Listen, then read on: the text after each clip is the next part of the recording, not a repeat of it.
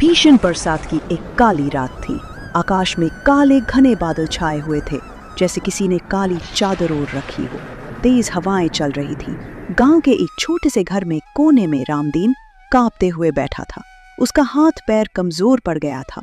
रसोई से बर्तनों के खटखट की आवाज आ रही थी। रामदीन की बहू सुलोचना जानबूझकर जोर जोर से बर्तन रख रही थी ताकि रामदीन को परेशान किया जा सके। रामदीन ने कमजोर आवाज में कहा, बहू थोड़ा खाना दे दो, बहुत तेज से भूख लगी है। आज सुबह से कुछ नहीं खाया हूँ। 2 रोटी मिल जाए तो रात कट जाएगी। सुलोचना ने भारी आवाज में कहा, पिताजी मेरे पास आपको देने के लिए कुछ भी नहीं है। 2 रोटी बचा था, वो बच्चों ने खा लिया। पिताजी आप खुद को संभालो। ये घर कोई धर्मशाला नहीं है जहाँ हर समय आपको खाना मिले। अगले दिन भी रामदीन भूख से तड़प रहा था। उसने अपनी बहू से दोबारा अपने लिए खाना मांगा। आप क्या हर वक्त खाना ही खाते रहते हैं? यहाँ कोई खाना वाना नहीं बना है। मैंने जो खाना बनाया था वो सब खत्म हो गया है। अरे इस बुड्ढे ने तो मुझे तंग कर दिया। इसे किसी भी तरह इस घर से बाहर निकालना होगा, लेकिन कैसे? मुझे कुछ ऐसा करना होगा कि ये बुढ़ा खुद ब खुद ये घर छोड़ के चला जाए। अगले दिन सीमा ने चाल चली। जब बजरंग दोपहर में घर आया तो सुलोचना अचानक जोर जोर से रोने लगी और कांपते हुए आवाज में बजरंग से बोली, बजरंग, अब ये मेरा घर नहीं रहा। अब मैं यहाँ नहीं रह सकती। मुझे अपनी माई के यहाँ जाना है। आखिर क्या बात है सुलोचना? तुम ये सब क्या कह रही हो? कल जब मैंने पिताजी से कहा खाना खत्म हो गया है तो उन्होंने मुझे बहुत बुरा भला कहकर अपमानित किया। उन्होंने कहा कि मैं इस घर में रहने के लायक नहीं हूँ। क्या सच में पिताजी ने तुमसे ये सब कहा? रुको, मैं अभी जाकर पिताजी से पूछता हूँ। ये सब सुनकर बजरंग का गुस्सा 7वें आसमान पर पहुंच गया। वो तुरंत अपने पिताजी के पास गया और बोला, पिताजी ये सब क्या हो रहा है? आप सुलोचना से ऐसा व्यवहार कैसे कर सकते हैं? रामदीन ये बातें सुनकर हैरान हो गया। बेटा, तुम ये क्या कह रहे हो? मैंने ऐसा कुछ नहीं कहा, यह सब झूठ है। पिताजी, अब मैं क्या झूठ बोल रही हूँ? कल आपने साफ साफ कहा था मैं इस घर के लायक नहीं हूँ। बजरंग बेटा, मैं सच बोल रहा हूँ। मैंने बहू से ऐसा कुछ नहीं कहा। सुलोचना ये सब झूठ बोल रही है। तो अब आप हमें झूठा भी बोलेंगे? बजरंग दोनों को शांत करने की कोशिश करता है। तुम दोनों शांत हो जाओ और इस घर में शांति से रहो। मुझे परेशान मत करो। मैं जा रहा हूँ। खेत पर जाने का समय हो गया। ये बुढ़ा इतनी आसानी से इस घर से नहीं निकलेगा। मुझे कुछ ऐसा करना होगा कि बजरंग इसे घर से निकालने के लिए मजबूर हो जाए। अब मुझे इसे गुस्सा दिलाना होगा ताकि ये कोई गलत कदम उठाने पर मजबूर हो जाए और हमें इसे घर से निकालने का मौका मिल जाए। अगली सुबह होती है। सुलोचना अपने ससुर के पास जाती है और कहती है, पिताजी आप हर वक्त खाना ही खाते रहते हैं। काम तो आपसे कुछ होता नहीं है। बस बैठे बैठे खाओ और पैसे उड़ाओ। घर के किसी काम में भी आप मदद नहीं करते हैं। तुम्हारी वजह से मैं दिन रात काम में लगी रहती हूँ। बहू क्या हुआ? तुम ऐसा क्यों कह रही हो? इस घर को बनाने के लिए मैंने खून पसीना बहाया है। तब तुम लोग इस घर का आनंद ले रही हो और आज तुमने मुझे एक टाइम का खाना खिलाकर एहसान जताने की कोशिश कर रही हो। तुम्हारा पति जिस पर खेती करता है, मत भूलो कि वो मेरे ही खून पसीने की है। बुजुर्ग हो गया, चलने फिरने में असमर्थ हूँ, तो तुम मुझे ताना मार रही हो। बहू, ये गलत कर रही हो। ये सब सुनकर बजरंग अपने कमरे से बाहर आता है। सुलोचना बजरंग के पैरों की आहट सुन लेती है और जोर जोर से चिल्लाते हुए झूठ बोलने लगती है। आपने मुझे थप्पड़ मारा। बहू, तुम यह क्या बोल रही हो? मैंने तुम्हें थप्पड़ कब मारा? अरे अब क्या हुआ? तुम दोनों ने कैसा शोर मचा रखा है? देखो, बजरंग बापूजी ने मुझे थप्पड़ मारा है। बजरंग पागलों की तरह चिल्लाया। पिताजी, आप सुलोचना के साथ ऐसा कैसे कर सकते हो? आपने इसे थप्पड़ तक मार दिया। ये कैसा व्यवहार है पिताजी? बेटा, मैंने ऐसा कुछ नहीं किया। ये सब झूठ बोल रही है। मैंने कभी सुलोचना को छुआ तक नहीं है और ये बोल रही है कि मैंने इसे थप्पड़ मारा है। बहू, इतना झूठ बोलना भी अच्छा नहीं है। कम से कम ऊपर वाले से तो डरो। मैं झूठ बोल रही हूँ। बजरंग देखो पिताजी अब मुझे झूठा भी ठहरा रहे हैं। बस पिताजी, मैं आपकी हरकतों से तंग आ चुका हूँ। अब आप अपने रहने का इंतजाम कहीं और कर लीजिए। ये मेरा घर है। अब आप यहाँ से चले जाइए, वरना मुझे आपको मजबूरन निकालना पड़ेगा, अभी और इसी वक्त। बजरंग की ये बातें सुनकर रामदीन के आंखों से आंसू बहने लगे। उसने बजरंग से गिड़गिड़ाते हुए कहा, बेटा, अगर मुझसे कोई गलती हो गया हो तो तुम दोनों मुझे माफ कर दो, पर मुझे इस घर से मत निकालो। बेटा, मैं तुम्हारा बाप हूं, ऐसा मत करो। ये औरत तुम्हारे आंखों में पर्दा डाल दी है, इसलिए तुम सही गलत नहीं देख रहे हो। मुझे इस घर से मत निकालो बेटा। बाहर बहुत तेज से बारिश हो रही है, मैं भला कहाँ जाऊंगा? तुम्हारे सिवा मेरा इस दुनिया में कौन है? क्या तुम्हारे दिल में अपने बाप के लिए इतनी सी भी जगह नहीं बची है? बजरंग के पिता ने बजरंग से लाख मिन्नतें की, लेकिन बजरंग ने अपने पिता की एक भी बात न सुनी और उन्हें घर से बाहर निकाल दिया। पिताजी, ये मेरा घर है और मेरे घर में जो मैं कहूंगा वही होगा। अब इस घर में तुम्हारे लिए कोई जगह नहीं है। अब इस घर से तुम बाहर निकलो।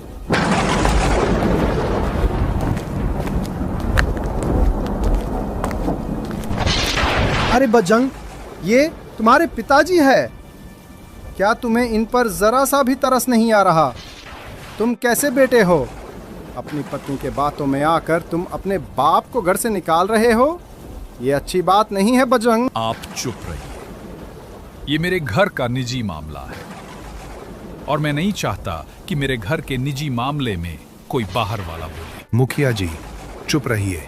इन सब के आंखों से दया धर्म सब मर ही गया है। ये सिर्फ अपने स्वार्थ के लिए जीते हैं। इन्हें माँ बाप से जरा सा भी मोहब्बत नहीं है। बाप मरे या जिए, इन्हें कोई फर्क नहीं पड़ता। बेटा बजरंग, क्या तुमने कभी सोचा है कि एक बूढ़े माँ बाप को इस उम्र में अपने बच्चों की कितनी ज़रूरत होती है? ये घर ही तो मेरी ज़िंदगी है, मेरा सब कुछ है। बेटा, क्या मैं तुझे इसी दिन के लिए पाल पोस कर इतना बड़ा किया था कि एक दिन तू मुझे मेरे ही घर से निकाल दे? हे भगवान, तेरा शुक्र है कि तू कमला को उठा ले गया, नहीं तो वो बेचारी आज ये दिन देखती तो जीते जी मर जाती। ये पूत नहीं, कपूत है। लेकिन बेटा याद रखना, मुझे तकलीफ देकर तू भी उम्र भर खुश नहीं रह पाएगा। जो आज तुम मेरे साथ कर रहे हो वही तेरे साथ भी होगा। रामदीन रोते हुए अपने भारी कदमों से अपने घर से चला जाता है और रोते हुए एक पेड़ के नीचे जाकर बैठ जाता है। है भगवान, मेरे किस्मत में ये दिन भी देखना लिखा था। जिस बेटे के लिए मैंने जिंदगी भर मेहनत किया, आज उस बेटे ने अपनी पत्नी के साथ मिलकर मुझे मेरे ही घर से निकाल दिया। अब मैं जिंदा रहकर क्या करूंगा? इतने में ही एक गांव वाला रामदीन के पास से गुजरता है। रामदीन पूरी तरह बारिश में भीग चुका था, जिस कारण वो ठंड से कांप रहा था। बेटा, मुझे बहुत ठंड लग रहा है, मुझे कोई कपड़ा दे दो जिससे मैं अपने शरीर को ढक सकूं और इस बारिश से बच सकूं। अरे चाचा जी, तुम जैसे लोग तो सड़कों पर ही भटकते रहते हैं। यहाँ आपका कोई मदद नहीं करेगा। जाओ कहीं और भीख मांगो। तुम जैसे आलसी लोगों की वजह से ही गांव की बदनामी होती है। रामदीन निराश होकर उस वृक्ष के नीचे बैठा रहता है। ठंड से रामदीन का शरीर इतना कांप रहा था, मानव शरीर का हर हड्डी आपस में लड़ रहे थे। रामदीन के आंखों से आंसू नहीं बल्कि निराशा बह रही थी। रामदीन रात भर बारिश और सर्दी से लड़ता रहा और अपनी किस्मत को कोसता रहा।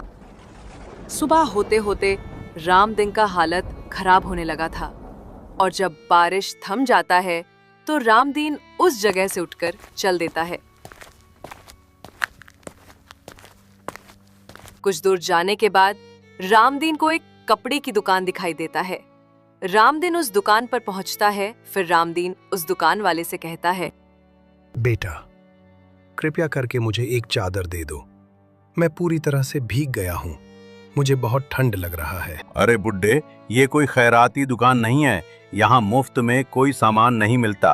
पहले पैसे निकालो, तब तुम्हें चादर मिलेगा। बेटा, मेरा मदद कर दो। इस उम्र में मैं कहाँ से पैसा लाऊंगा? दुकानदार अपनी दुकान के अंदर चला जाता है। रामदीन दुकान के बाहर खड़ा होकर कांपता रहता है। उसकी आंखों में निराशा साफ छलक रहा था और चुपचाप वापस लौट जाता है, जैसे वो इस दुनिया में अकेला हो। अब मैं क्या करूं?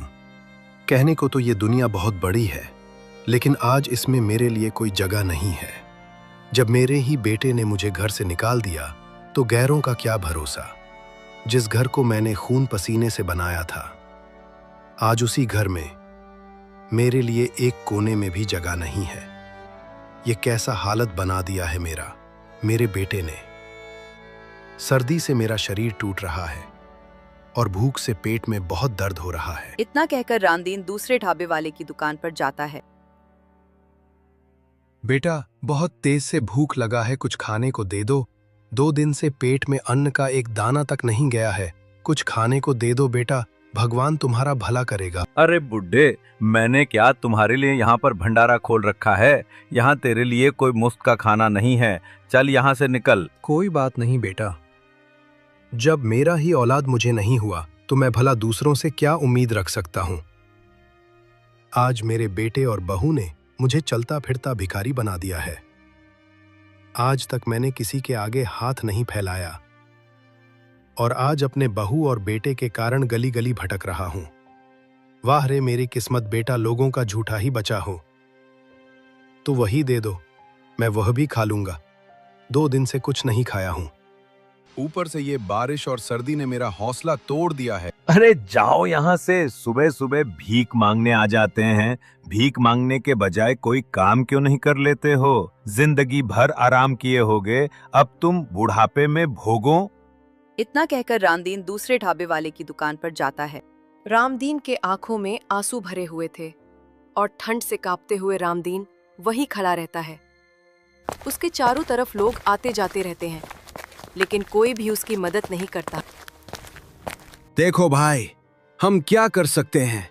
वो तो बजरंग के बापूजी है। देखो बेचारे की कैसी हालत हो गई है, लेकिन हम कर भी क्या सकते हैं? अगर हम उनकी मदद करेंगे तो बजरंग हमसे नाराज हो जाएगा। वो आजकल बहुत गुस्से में रहता है। मुझे फालतू की परेशानी नहीं चाहिए। सही कहा तुमने। बजरंग और उसकी पत्नी का व्यवहार बहुत खराब है। अगर हम उसके पिताजी की मदद करने की कोशिश करेंगे तो वो हमारे लिए मुश्किल खड़ा कर देगा।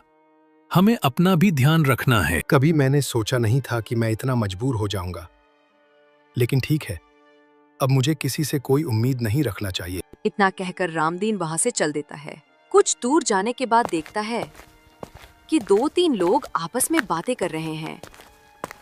रामदीन उन लोगों के पास जाता है और कहता है, बेटा कुछ खाने को दे दो, 2 दिन से पेट में अन्न का एक दाना तक नहीं गया। बूढ़े की मदद करोगे तो भगवान तुम्हारा भला करेगा। ठीक ठाक तो लग रहे हो चाचा कि कोई काम न कर सको। भीख मांगने के अलावा कोई काम क्यों नहीं कर लेते हो? ऐसा वक्त किसी के भी साथ आ सकता है, समझे भाई? चाचा जी, आप मेरे साथ चलो। उस व्यक्ति ने रामदीन को गर्म गर्म खाना खाने को दिया। बेटा, आज तुमने मुझे पेट भर खाना खिलाया और मुझे इंसानियत का असली मकसद भी सिखाया। भगवान तुम्हें खुश रखे। रामदीन इतना कहकर फिर अपने उसी स्थान पर आकर बैठ जाता है। खूब बारिश हो रही थी, तेज हवाएं चल रही थी। रामदीन पेड़ में सिमटा बैठा था। भगवान ने चाहा तो ये बुरा वक्त भी गुजर जाएगा। मेरा शरीर चाहे टूट कर बिखर जाए, लेकिन मैं अपने आप को हारने नहीं दूंगा। मुझे फिर से खड़ा होना होगा। मैं दिन रात मेहनत करूंगा और अपने मेहनत के दम पर मैं सब कुछ प्राप्त करूंगा। इस तरह दूसरों के भरोसे पर कब तक जिंदगी कटेगी? मुझे अपने परेशानियों से खुद लड़ना होगा। अगर मैंने कुछ नहीं किया तो ये दुनिया मुझे जीने नहीं देगी। एक दिन रामदीन सोचते सोचते गांव से बाहर चला गया।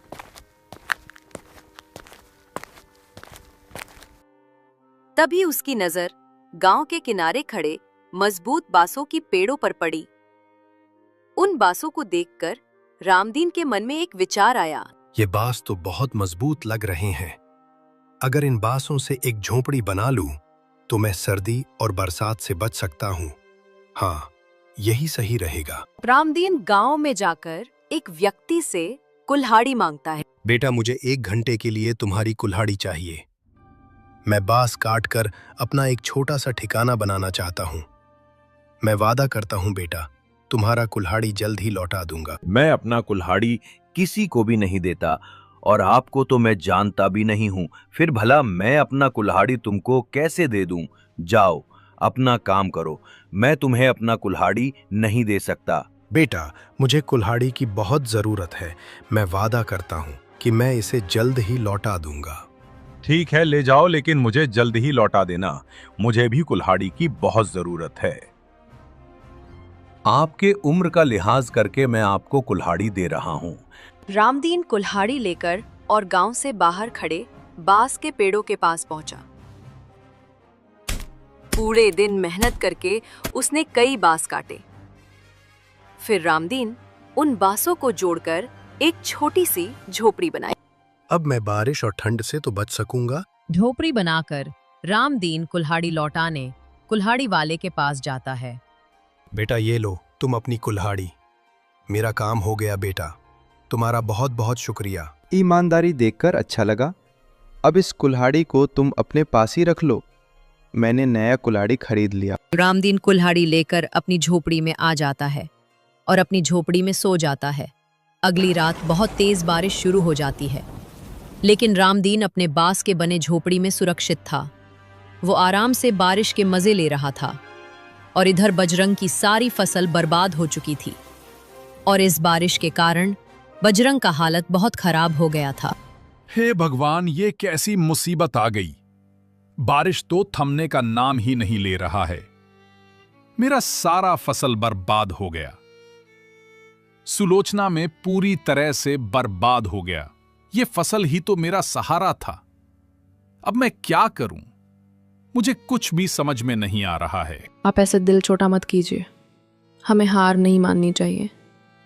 चिंता चिता का कारण होता है जी, इसलिए आप ज्यादा मत सोचिए, सब ठीक हो जाएगा। ये तुम कैसी बात कर रही हो? मेरा सब कुछ बर्बाद हो गया और तुम कह रही हो दिल छोटा मत करो। सेठ जी का ब्याज बढ़ता जा रहा है। मैंने सोचा था कि फसल बेचकर उनका कर्ज चुका दूंगा, लेकिन सब बर्बाद हो गया। अब हमसे हमारा ये घर भी चला जाएगा। जब से पिताजी घर छोड़कर गए हैं तब से कुछ अच्छा नहीं हो रहा है। मैं बहुत बुरी हूं बजरंग। तुम क्या बोल रही हो सुलोचना? सारी गलती तो पिताजी की थी। हमेशा तुमको भला बुरा कहते थे। नहीं बजरंग, बापूजी मुझे कुछ नहीं कहते थे। मैं ही उन्हें घर से निकालना चाहती थी। वो बेचारे तो मुझे कुछ भी नहीं कहते थे। बजरंग, जाने अनजाने मुझसे बहुत बड़ा अपराध हो गया है। उसकी सज़ा हमें मिल रहा है। मैंने उनकी उम्र का लिहाज नहीं किया और उन्हें घर से निकालने की योजना बनाती रही। ये तुमने बहुत गलत किया। मैंने पिताजी को उनके ही घर से उन्हें निकाल दिया, सिर्फ तुम्हारी वजह से सुलोचना।